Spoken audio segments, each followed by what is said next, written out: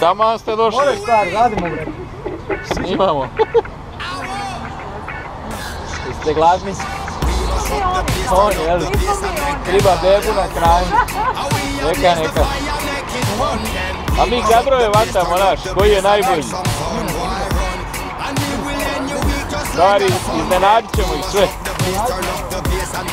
Vidli smo, posuljeno je čovjek, Diki.